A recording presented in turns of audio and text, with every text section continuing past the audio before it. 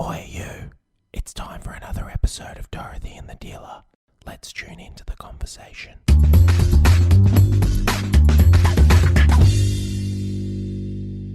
I don't want a lot for Christmas. Come, they told me, Pa-rum-pa-pum-pum. a newborn king to see, Yeah. That was the song you didn't want me to sing. No, I don't mind you singing it. No, Other that's- people don't like Yeah. because you repeat that every Christmas. The David No, okay, Bowie listen, it's my and fucking Bing favourite Crosby. Christmas song. I'm not going to repeat it anymore. You will too. Okay, my second favourite Christmas song. Last Christmas, I gave you my heart. That was a good Very song, wasn't it? next day, you gave it away. Gave it away. This year to save me from tears. Semi-frontier.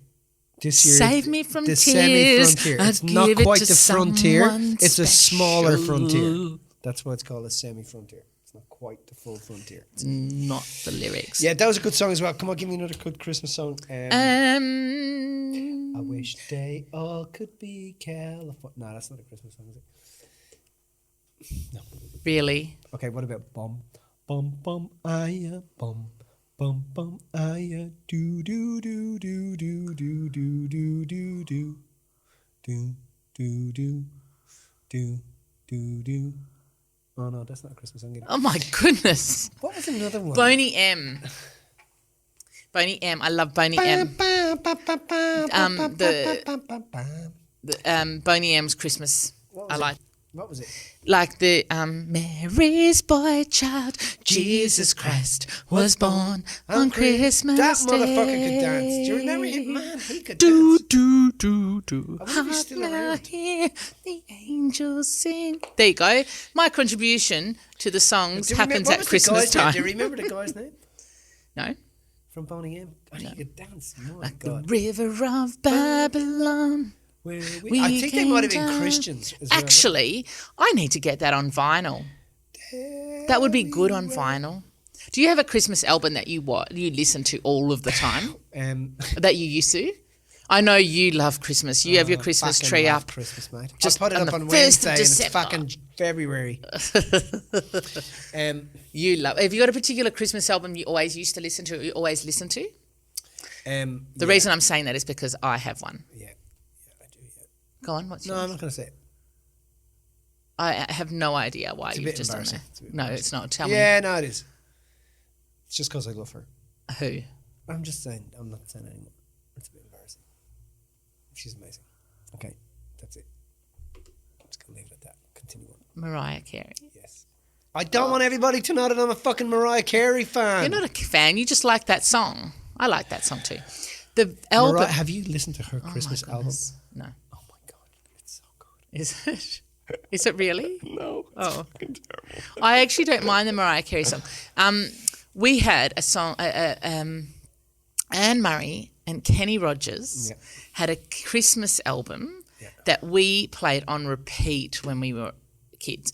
And one side is her singing, another side is him singing, and I've got that on vinyl now. Know how to roll. No, that's the Gambler. That's not a Christmas song. Know how to walk away. Know when to run. You better count your money. No, you never count your money. When you're sitting at the table, there'll be time enough for counting when the dealing's done. Now, we've got a ton of songs in people's heads. We haven't even started discussing what we were going to discuss They're all today. fucked up. So, Christmas. This is your favourite time of year. Crimbo. Yeah, I love Christmas. It's great. It's good and it's bad. You know, I haven't got Christmas at my place this year. We actually have. Do you reckon that it will change? Yeah, it always does. Fucking Christmas at my place is great because my place is huge. So you can I just, think it's better at your place. Totally. Firstly, because I can rock up. Yeah. And I like the fact that everyone just sleeps everywhere. But yeah. your house is massive, so people can do that. Yeah. And then we have sing-alongs and sing-songs, and then You bring the kids can run speakers around. down. But one of the aunts this year, Angie's sisters are all really fiery. One of the aunts this year, we were like, oh yeah, but well, and she said something like, the kids are not running around out, they'll be in bed at 10 o'clock, and I'm like, will they fuck be in bed at 10 o'clock? I rocked up at 10:30 last time, and they were still in the pool, running around, That's singing exactly- karaoke. yeah, So she was like, "Oh, those kids will be in bed," and I'm like, "Well, I'm not going." Like literally, this full argument kicked off, and I was like, "I'm going to back you out of this." But I said to Ange later, "There's no way I'm taking the kids down to a situation where they got to be in bed at 11 o'clock. It's just not, It's their day. it's their day. It's not about us. It's about them. Yeah, you know." So I actually have to go and have I've been asked by all the rest of the family to go and have a coffee with her. Have you? Yeah, To have and a to conversation. sort out the issue. Just a quick aside, Yeah. right? Your girls at Easter time were like, Millie, this is just one of our days. Yeah. And I'm like, really? What do you mean? They're like, Easter is one of our, we only get 5 of them a year. Yeah. I'm like, what 5 do you mean? Easters. No, they have Easter, Yeah. they have Halloween, Yeah. they have Christmas, Yep. and they have the Darlington Arts Festival. They reckon that they're the best times of the They year. are. They actually said 4, and I said, and their birthday, because then they get to. But Yeah. that's their excitement because they have that, so you can't take that away from them. No. But so this is kind of what we're talking about because Christmas time brings along with it because it is amazing because what I love about it is I love the fact that I get to spend time with the family. I love the traditions that we have. So we do Christmas Eve. We don't do Christmas Day. Do you do that eggnog thing? Do you guys ever do that? Eggnog? Yeah. You know eggnog? no, it's we like no- a Christmassy sort Yeah, of. we used to have a version of that, but we didn't just have it at Christmas. And we used to get it when we were young. So we had alcohol. We've got a version of it. Yeah. No, we had I don't know how the traditional eggnog's made. We just had raw egg buzzed up. Then there Ours was just comes from a can. Really? Yeah. Okay.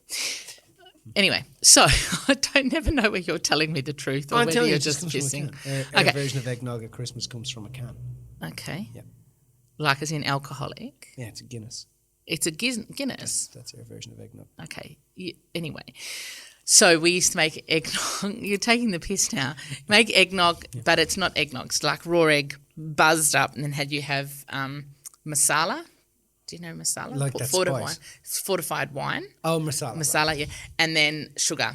And we used to get given that when we were kids as a treat, like the alcohol. We used anyway, to be given a half a glass of Guinness. At Were you? Christmas. Yeah. I Okay. think they did that to no, we didn't sedatives. get that at Christmas. We got that all the time. Anytime we But then wanted it's it. not a fucking Christmas Exactly, drink that's what then, I'm is it? saying. You were talking about Jesus. eggnogs, and I said that's not what we have. We have that all the way around. What's Anyhow. What's that yellow stuff that you guys drink that's really potent? Mary got me a Oh, bottle. of that one year. limoncello Fucking hell, Mary got me a bottle of that one from year. Italy. Oh no? my god! And it was Christmas time, and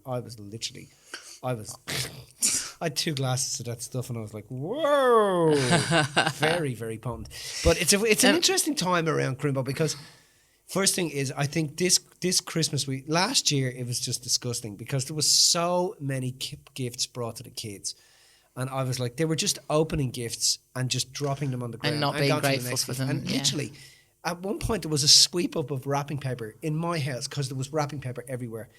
And they threw out like half of what are those little drones? Half a drone got thrown out, the next day, or a couple of days later, I sat and I thought, I'm just not going to let that happen again. As those gifts come in, I'm going to get them, I'm going to put some of them away. They can do it at different times, they'll open them. Standing there and watching them open boxes just for the sake of having that endorphin hit of I've opened another gift is just terrible. I'm just not going to let them do it anymore because it's just too much, man. Yeah, and they do. I sit And the back thing and I is- look at everything, all the plastic and the paper, and I think, fuck the footprint on the earth just to produce the fucking wrapper is just like, it's terrible. Anyway, so I'm like Christmas. I'm like Father Christmas because I come along on Christmas Eve when you're Yes. when you're at Carol's. Yeah. And I drop off all the gifts for That's you guys, right, and you that's open right. them the next morning. Then I go to my family dinner, so we have Christmas Eve dinner. Yeah. So we have a traditional massive spread on Christmas Eve. But your and late. your family's different to most. But I don't know. I could be wrong. It's different to my family, my direct family, because you guys are all you're all in each other's pockets. You're all it's really family orientated, isn't it? Yeah, I don't Or know if ours in is each kinda- other's pockets, but we do spend a lot of time together. Yeah, that's what I mean. Yeah. I mean, you have fucking WhatsApp groups and stuff where you all share So does things. Ange, though. Ange has a sister's group. So I think it's just me, but my family's very, very okayly segregated. It was weird because on the weekend they had a busy bee for my sister, And I didn't show up because I was like, because everybody goes around and helps everybody else. And I haven't shown up for the last 2 busy bees because they do it on a Sunday, and Sunday is a very important day for me. And like to get up at 7 o'clock to go do that is not really my thing. But we do spend a lot of time together. And we do spend but Christmas is a big and important time. We do like the kids do a gift on Christmas Eve. It's a big thing. We do our Santa gifts on Christmas Eve. So just explain how that works, because it's good for people to understand. If you don't want to be buying gifts for everybody, this is a great little. Well, we do a little one gift per. We only do one gift per adult. So the kids in our family get a gift from everybody. We try and limit it as much as possible so they get better gifts. They're not just getting shitty stuff, Yeah.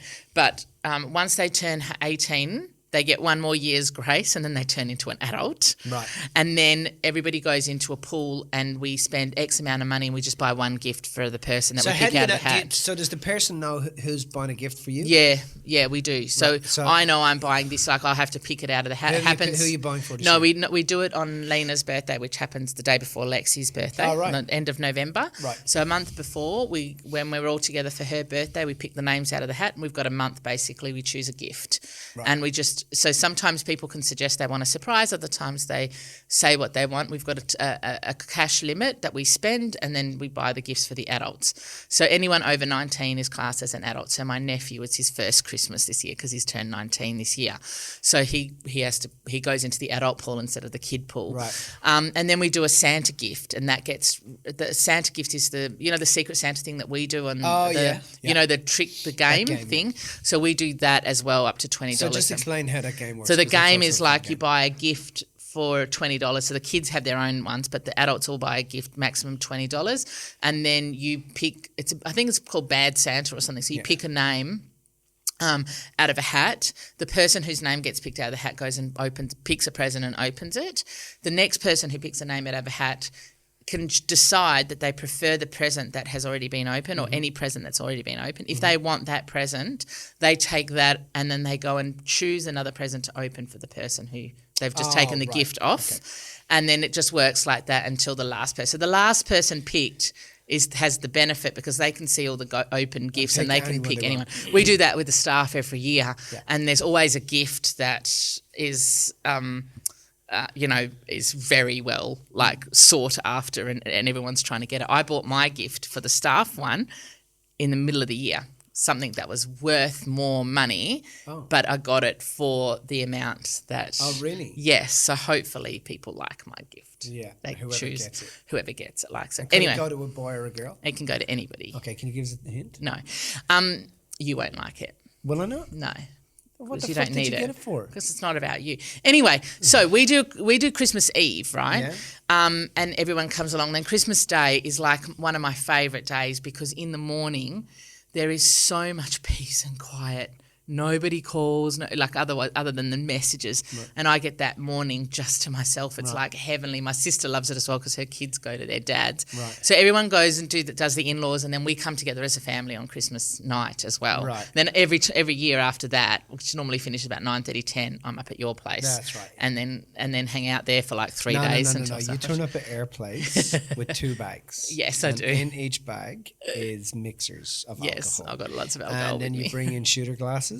And you start dishing out shooters to everybody, and you get everybody really, really messed up. I do. Really messed up. That's good fun. Should I tell that side funny story? Yeah, go on. So one year you got my sister-in-law, who's she's really lovely, but she can be a bit uppity, and a bit. Anyway, so you got her really drunk. So we were playing shooters. Mitch. We got her drunk. We got her really drunk. Yeah, that's true. So she'd have a shooter. This is the year that you were about to get married. You didn't do it when everybody else did it, so you have to do it. You have to do another one. So then she'd go, all right. So she'd have another one. So we're about 6 shooters in, and she thought she was a butterfly, and she was dancing around the house like a butterfly.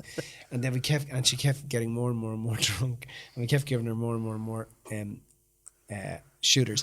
And then she went to bed with my mother-in-law, and then through the night, she threw up in the bed. And then the next morning she got up and her hair was stuck to her face. Pillow. And she was fucking messy. And she came out and I'm looking at her and I'm like, Ange, get in and clean the, like, get the fucking thing sorted out. Tell her to clean the bed. How's your poor mother? And the mother-in-law came out of the bed. She came out earlier because she took my spot that night because she didn't want to stay in there. Oh, that's right. So we moved her because... then I sat on another couch. So we moved the mother-in-law. And then Ange's like, oh, don't worry about it. And I looked at her and I said, man, your wedding dress is in that room and it's stinking of vomit. And she's like, what? Get in and get that. Do you remember when I walked into Christmas the following year? The following year, they literally, they wouldn't even talk to Amelia. They just gave her the cold shoulder. Anyway. It was very funny. Anyway, so that's so the purpose of actually talking about this is because just like you said, you and your family just don't do that as much. I mean, we just don't. I mean, my mum and dad go to one brother in the morning, and then they come over to us in the afternoon, and then in the evening they go to the other brother. And it's just how we are, you know. I'm really okay with that, but I mean, there's definitely there's definitely uncomfortable times, you know, at Christmas for lots of people around the table where, you know, everybody plays a different role. there was a great I think it was Kyle Cease. Is that his name? Yeah, if you get a chance to check it out. And what he does is he enacts what people actually are saying. Like he's imagining that the father is sitting there, he's drinking. I'm just going to drink this alcohol so I don't have to connect with any of you here. Yeah. And then the mother is saying what she's actually feeling. Do you know what I mean? She's the joker and trying to make everybody connect. And then the sister's in the corner and she's the sulker, you know. And then the brother's in the other end of the table and he's the aggressor. And then the aunt is standing behind him. And it's a really good depiction of what actually people are thinking. Yeah. If you get a chance to check it out, it's a cool thing to do. Yeah. I think it's a couple of years since I've seen it. I'd love to watch it again. But that's kind of what really happens, isn't it? Mm-hmm. And I think, but that's the importance of the meld of bringing people together, is that it's important to remember, aside from all that stuff, it is about family and we are all connected, and it's important for people to... I think it's about, like, this time of the year isn't always happy for people. There's different reasons why it's not. And I think it's important to understand and have your own boundaries and know what's right for you. Because I think for me, like I just said about not going to the Busy Bee, as much as I love my family, I know that if I'm not honouring myself first, that I can't give there. Do you know what I mean? I can't be there because I'll just end up being resentful. I don't have my boundaries. I end up being resentful. So when I do have to be around, and if there's anything that is tension in the air or anything that's going on, it's just about how I create that space for myself to feel like I've sorted out an issue. Like if there's any issues, that I've sorted out an issue before it happens, or I don't, like, I understand that there's certain people, like there's a couple of people in my family that I know that if I'm going to communicate to them, I'm not going to, like, there's no need for me to press certain buttons and stuff like that. Do you know what I mean? Yeah. I have certain points of view that are unique to me, and I know that in a family situation, it's not about me not being myself, because I'm still myself, but I understand that there's times where it's important to bring certain things up and there's times where it's not. You know, I'm not going to just... And I think some people come in, like I know one of my family members comes in and it's almost like...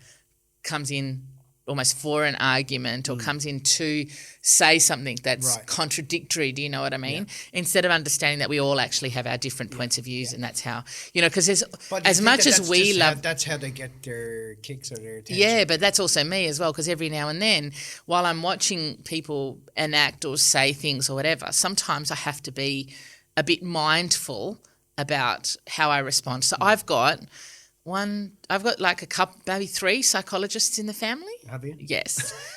So having the certain conversations, it's like how they speak is very, like we're quite direct with how we communicate, just even with our clients and stuff like that. It's like if we're going to say something, we'll say it. Yeah. But they're very psychologist approach to talking about different things. So isn't it funny I'm very how mindful. People do that? Don't you think, like, they bring the psychologist to the party? Yeah, but this is... Who's at the party? The psychologist. Yeah, I know, but this is the thing, right? I'm accused of exactly the same thing. Fucking the teachers at the party or the personal development, speaker is at the party. Like I do that too. So I think maybe that's a good way to put it. It's like I have that role in my life over here, but that's not all of who I am, and I don't have to be that in that environment. I think that in some ways you do. People do that to let everybody know that they're doing okay. Hey, I'm doing okay as my psychologist. Yeah. And here's how I'm going to show you. Yes. I'm just going to psychoanalyze you a little bit. I'm going to leave you with that, and then I'm going to walk away without giving you the answer. Yeah. And I mean, so I think that's the reason we do it. It's like I find that when I'm around my family, I'll talk about some of the successes I've had in the year, some of the things I've purchased. I'm such a fucking wanker. Like I am your classic. This bloke's a wanker because I'm into wanky things, like I've done this many. You'll talk about developments the of car, cars, you'll talk about the developments, boats, and I slide it into that because I get this hit from it. I'm like, wow, that's how I measure part way. That's one of the ways in which I measure my success. So I think that's also why people do it because it gives them the position. But I agree with you. But that's how people see me as well because it's like I was at a. My auntie passed away earlier on this year, and we went to the extended family. We went to the extended family's, the wake. And when we were there were people we hadn't seen for a while. So I'm speaking about stuff, and I can see my sister and my cousin and a few of my closer family are all rolling their eyes like Millsy's at it again. Do you know what I mean? Right, yeah. So it's like there's definite personalities, and it's about understanding that. I don't know exactly the way to put it. It's not about not shining, but it's about understanding that there's I know that if I bring up certain topics in front of my mum or in front of other people, they're just going to get aggravated. It's not going to make for I don't know. I don't know if I'm explaining it right. I think we come together to shine, don't we? To shine on each other and to shine some light on each other and to let everybody know that we're up. So this is the thing. I think that when I'm doing that, for me personally, I think that's doing that from a perspective of let's see that showing everyone that I'm okay. But when it's real and genuine, nobody ever rolls their eyes. Nobody, because it's like that's actually me in this moment, just going, this is how I think about that situation. Yeah. Do you know what I mean? So sometimes I put on the hat where sometimes I put on the hat where I am that PD person or the teacher, and I will do certain things that are kind of like acting like, but when I'm real and when I'm connected, that doesn't happen. Yeah. Nobody has a go at anything. No one's rolling their eyes, none of that sort of stuff. And I think that that's what this time is about. It's about really connecting and really coming together and finding ways to connect that maybe in other times that you can't do, and I think that's what I love about Christmas. That's what I love about that time of the year is that you get more opportunities to do that and everyone's relaxed. Everyone's got that. You know what I mean? Yeah. 100%. Because it's not like, okay, I've got to get up and go to work on Monday and I've got to have my brain. Like everybody just kind of chills out. They've got a couple of days just to kind of chill out. It's a great opportunity to do that, don't you think? Oh, dude, 100%. I mean, I just love Christmas for... I'd like Christmas to go on for days. I know. Well, it does at your place because then we stay and then it's Ollie's birthday and we, have Ollie's birthday. And then all the mates come over. Yeah. And then, I'm at your place for 3 days every Christmas. It's the silly season is on. So we probably need to talk a little bit about people... 2020, just quickly, in terms of the lockdowns, in terms of people not being able to see family and not being able to, because I know that there's people interstate that aren't able to come and connect, and there's people that have got people internationally that they're not. Like, I honestly don't know how I would be with that because I don't see my family all the time. They get together, everyone gets together at different times, but I don't see them all the time. But when the fact that I can go and see them is really important to me. Like I can just get in my car and go and drive there and have a chat and connect and whatever. But there's people that can't do that. And I think that, I suppose what do you think people can do to help in those scenarios? First off, I just think that people got to see, look, it's a virus, you'll get over it. That's what the doctor used to tell you years ago. It's a virus, you'll get over it. Yeah, but I'm not talking... around. No, I get that. I know exactly what you're talking about. I get that. But that's... don't think that this is forever is what I'm trying to say. this is not forever, and we're, next year things are going to turn around. Yeah, but You're gonna be that's connected with your all. family. But I know, mate. I know. In the immediate, what can you do?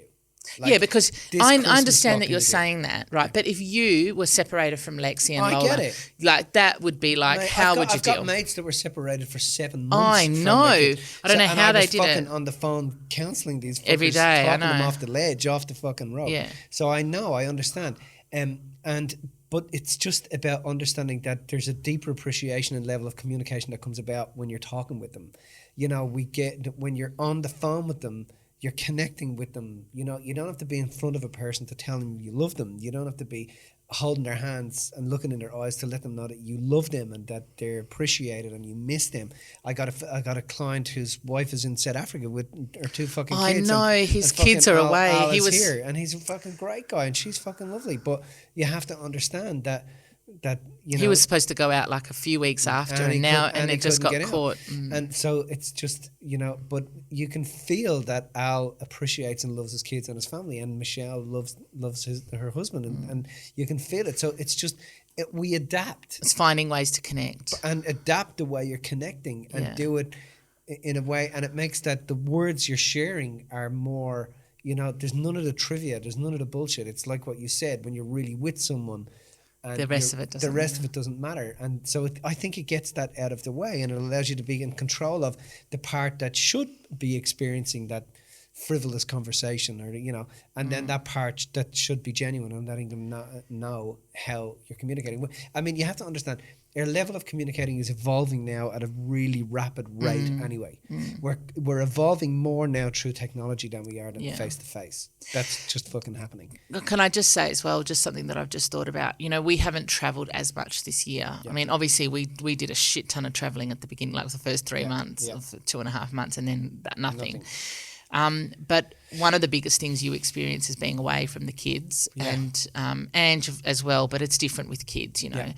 But when you are in love and when you love someone, the people that you love are always around you. Yeah. Your family's always around you. If you have a particular moment where you're missing Lola, all you have to do is look around and you'll see Lola. Yeah. And her traits and characteristics show up around you. If you're having a moment where you're missing Lexi, same thing, and Ollie, same thing. But I would do stuff with them. I would say to them, okay, tonight at 7 o'clock my time, 4 o'clock your time, you're going to go outside and look up to that star, and I'm going to be looking at that star at the same time.